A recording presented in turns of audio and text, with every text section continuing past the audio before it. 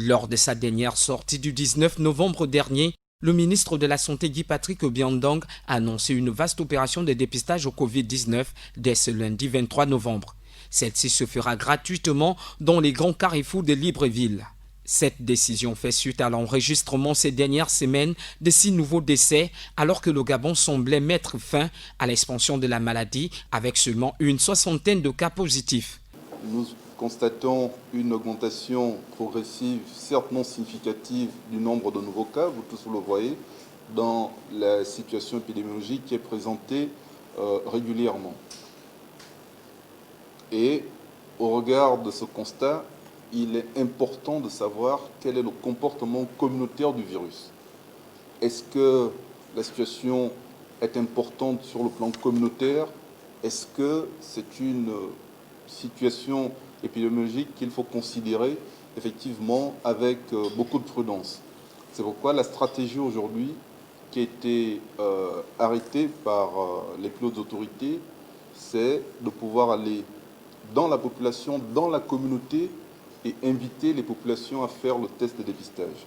Ça nous donnera effectivement une bonne cartographie de la situation épidémiologique de la Covid-19 au sein des différentes communautés. Cette stratégie de dépistage communautaire qui est impulsée par le gouvernement dans le cadre de la surveillance épidémiologique, ce sont des dépistages gratuits. Personne ne payera. Si le Gabon a su contrecarrer l'expansion de la Covid-19, il faut toutefois souligner que le laxisme des populations depuis l'allègement des restrictions est bien la cause de cette situation. Nous constatons effectivement, lorsque nous sillonnons les rues de Libreville, qu'il y a beaucoup de personnes qui ne portent plus les masques.